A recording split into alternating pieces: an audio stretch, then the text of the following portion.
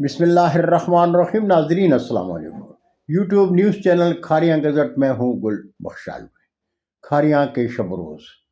کھاریاں کے شب روز میں آج کی خبر بعنوان نون لیگ کے اپنے بھی بولنے لگے ہیں.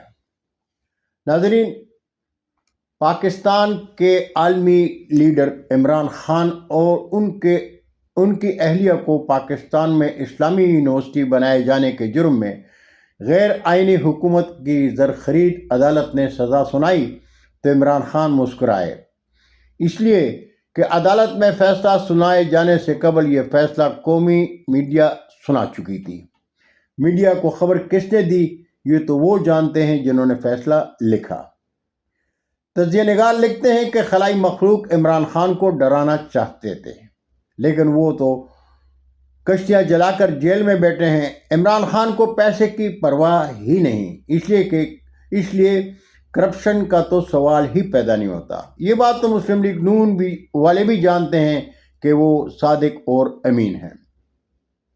دراصل عمران خان نے جب اداروں کو NRO دینے سے انکار کر دیا تو عسکری جج نے ایسا بیہودہ فیصلہ سنا دیا کہ دنیا پاکستان کے نظام عدل پر ہنسنے لگی. غیر آئینی حکومت کے اپنے بھی خاموش نہیں رہ سکے، اس لیے کہ وہ دل سے اس حقیقت کو تسلیم کرتے ہیں کہ 8 فروری کے قومی انتخاب میں جو جیتا وہ اپنے چاہنے والوں کے ساتھ جیل میں ہے، اور جو بدترین شکست سے دوچار ہوئے وہ تخت اسلام آباد پر حکمرانی کر رہے ہیں. مسلم لیگ نون کے سابق وزیر اعظم شاہد خاقان عباسی تو کب کا مسلم لیگ نون کا ساتھ چھوڑ کر اپوزیشن کے ساتھ کھڑے ہیں. وہ کہتے ہیں فوج نے بار بار جمہوریت کا خون کیا، تخت اسلام آباد پر قبضہ کیا، ججز نے قلم بیچا اور میڈیا نے زبان بیچی.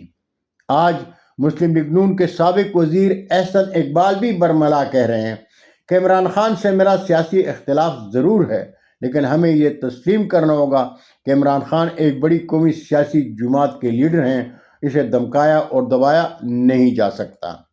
میں آج بھی اپنی جماعت کے ساتھ کھڑا ہوں، لیکن جماعت کی غلط پالیسی پر خاموش نہیں رہ سکتا، اس لیے کہ میں نے کل عوام کے پاس جانا ہے. مسلم لیگ نون کے سابق MNA چودھری عابد رضا کوٹلہ نے گجرات پریس کلب میں کہا 8 فروری کے الیکشن میں فارم 47 پالیسی نے قومی سیاست کا رخ موڑ دیا ہے. جنہیں عوام نے ووٹ کی طاقت سے مسترد کیا وہ اسمبلی میں پہنچ گئے اور الیکشن جیتنے والے منہ دیکھتے رہ گئے. الیکشن میں چھوٹے چھوٹے ڈاکے تو ہم دیکھتے رہے ہیں، لیکن 8 فروری کے الیکشن میں ہونے والے ڈاکے نے سب کو حیران اور پریشان کر دیا ہے. لگتا ہے آئندہ الیکشن میں فارم 47 کی کوئی نئی جنریشن لانچ کر دی جائے گی. عابد رضا کوٹلہ نے کہا میں نے اپنے حلقہ انتخاب کے لیے 4.5 ارب روپے کے ترقیاتی فنڈ منظور کروائے، مگر فنڈ بھیجنے والوں نے ترقیاتی کاموں کے افتتاح کے لیے دوسروں کو بھیج دیا. یہ گجرات کے سیاستدانوں کی دردناک کہانی ہے.